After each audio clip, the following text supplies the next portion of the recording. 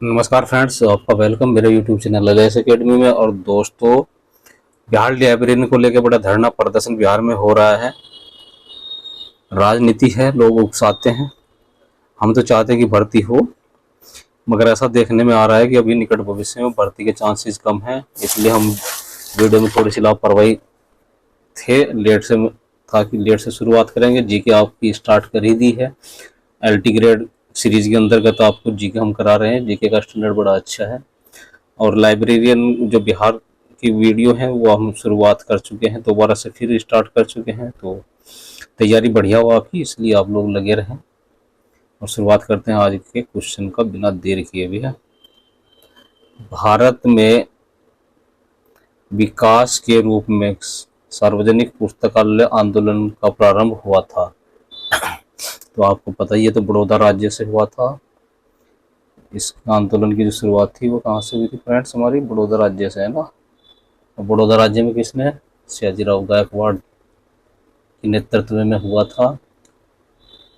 Central library of Baroda की कल्पना जो है 1906 में की गई थी, सयाजीराव गायकवाड़ द्वितीय के द्वारा। और उन्होंने प्राथमिक शिक्षा की शुरुआत की थी, जिसमें 20,000 लगभग पुस्तकों का एक संग्रह था।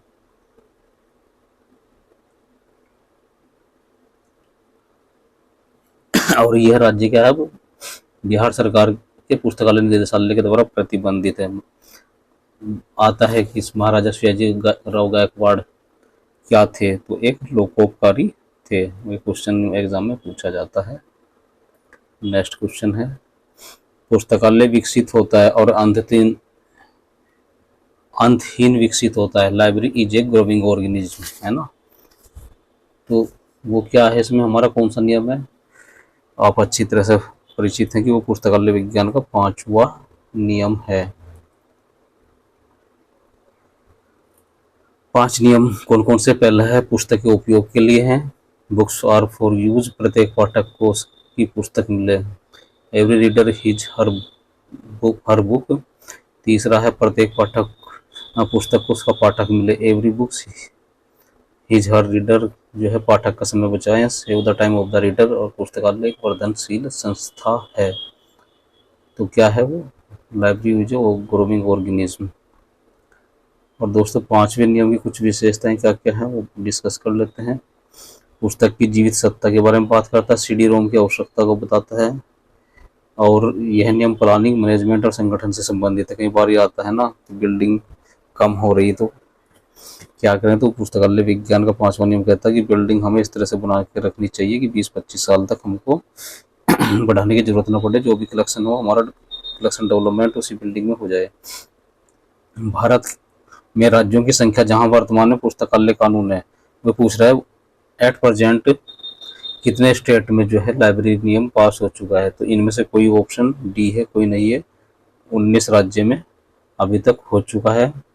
वो 19 राज्य कौन कौन से? हमारे मद्रास, आंध्र प्रदेश, कर्नाटक, महाराष्ट्र, वेस्ट बंगाल, मणिपुर, हरियाणा, केरल, मिजोरम, गोवा, गुजरात, उत्तराखंड, राजस्थान, उत्तर प्रदेश, लक्षद्वीप, बिहार, छत्तीसगढ़ और आंध्र प्रदेश। लास्ट में छत्तीसगढ़ और आंध्र प्रदेश में 2009 में पुस्तकालय कानून पास हुआ था। फ्रेंड्स, एक मेरी वीडियो है atom bomb of library science. ऐसा कोई एग्जाम नहीं होगा जो उस छोटी सी वीडियो से 5 से 10 क्वेश्चन किसी भी एग्जाम में ना आए। तो आप लोग उस वाली वीडियो को जरूर देखा करें जब भी समय मिले। 10-15 मिनट का वीडियो है।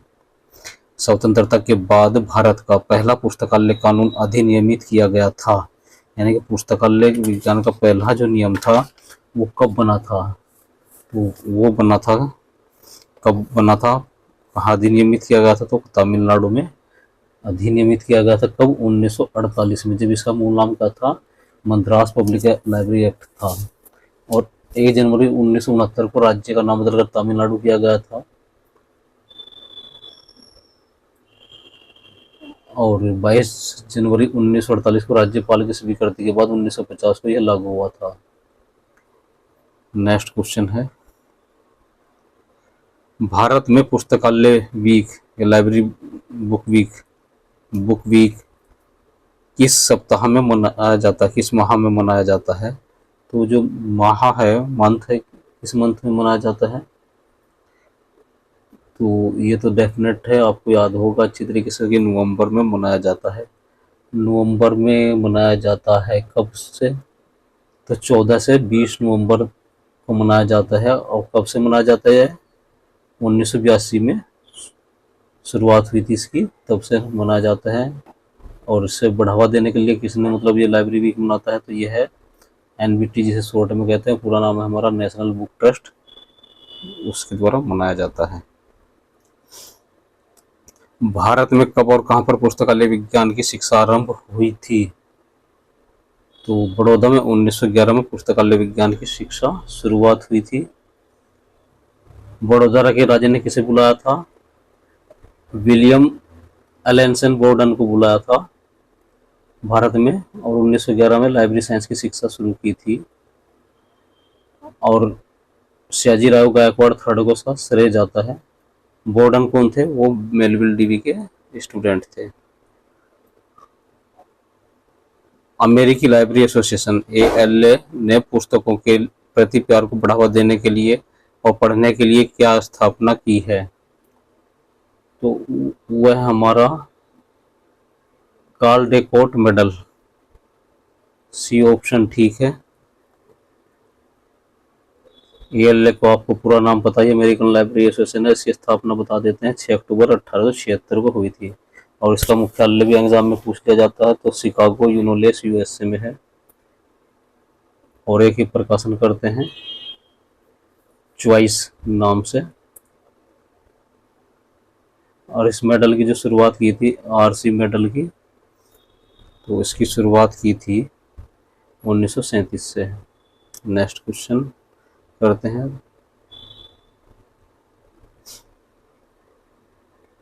पुस्तकालय विज्ञान की खुली पहुंच प्रणाली में निर्दिष्ट है, तो इसमें निर्दिष्ट है हमारा D ऑप्शन है, पुस्तकालय विज्ञान का तीसरा नियम। और पुस्तकालय विज्ञान का तीसरा नियम का प्रतिपादन कब हुआ था? तो 1928 में डॉक्टर रंगनाथन ने किया था। और इसका जिक्र कहाँ किया था? उन्होंने 5 लॉज ऑफ लाइब्रेरी साइंस में किया था। और 5 लॉज ऑफ लाइब्रेरी साइंस जो किताब है कब पब्लिश हुई थी? ये 1931 में हुई थी। तीसरा नियम हमारा, प्रत्येक पुस्तक को उसका पाठक मिले, है ना। इसमें किस किस चीज़ पे जोर दिया गया? ओपन एक्सेस पे, और रीडर को अलाउ किया गया बुक सिलेक्शन के लिए, सेल्फ तक उसकी पहुंच आसानी से हो सके। ये सब तीसरे नियम में आते हैं। पठन सामग्री और कुशल संरक्षण का विशिष्ट संगठन निहितार्थ है, तो इसका आंसर है A ऑप्शन है, पुस्तकालय विज्ञान का चतुर्थ नियम। वो क्या है? पाठक का समय बचाएं, save the time of the reader. और इसको अभी अमेरिकी लाइब्रेरी एसोसिएशन ने अपना फर्स्ट लॉ बना दिया है। इसमें क्या क्या संबंधित होती हैं? इसमें जो पुस्तकालय की फैसिलिटी सर्विस से संबंधित है, स्टॉक रूम गाइड से संबंधित है, चतुर्थ नियम में ये चीजें कुछ शामिल की गई हैं। अगला क्वेश्चन है, पहला भारतीय विश्वविद्यालय जिसने पुस्तकालय विज्ञान में डिप्लोमे को स्नातक डिग्री में बदल दिया था। ध्यान से देखिए, स्नातक डिग्री में बदला था, शुरू नहीं किया था। तो वो था हमारा दिल्ली विश्वविद्यालय। दिल्ली विश्वविद्यालय के department of library and information science की शुरुआत कब हुई थी? 1998 में। कहाँ हुई थी? फैकल्टी ऑफ आर्ट के अंतर्गत हुई थी। और 1949 में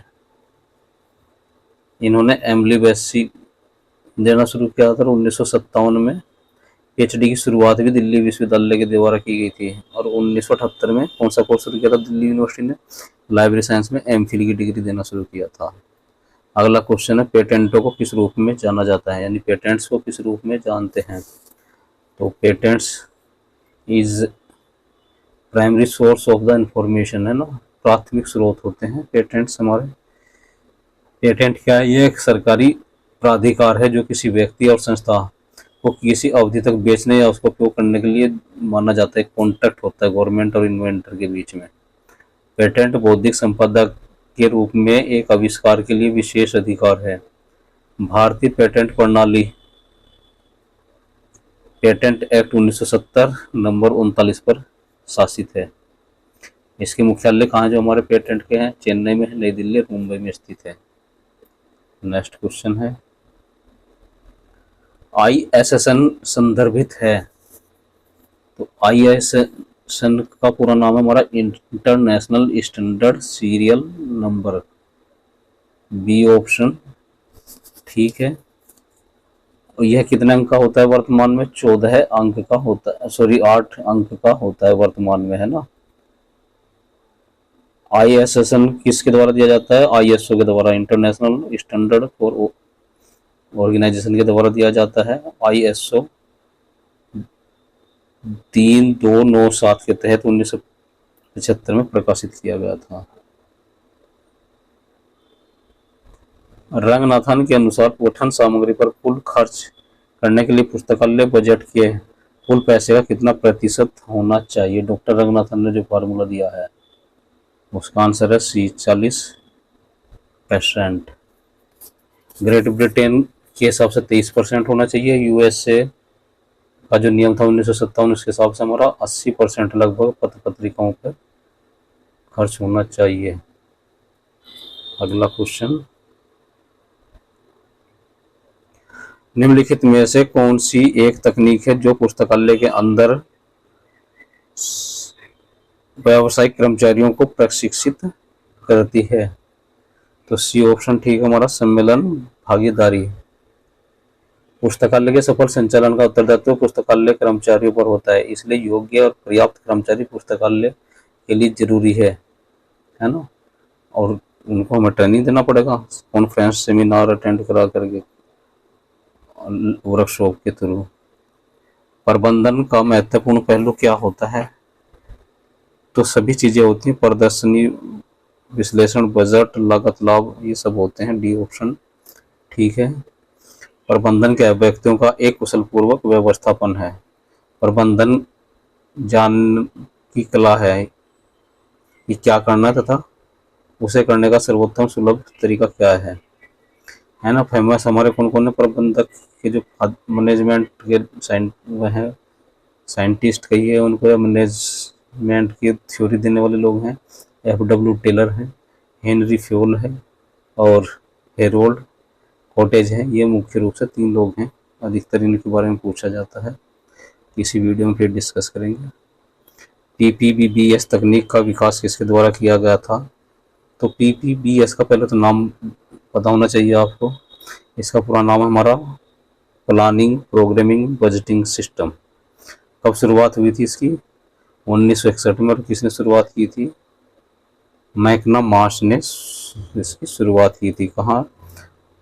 अमेरिका के रक्षा विभाग US डॉड में से पेश किया गया था, है ना।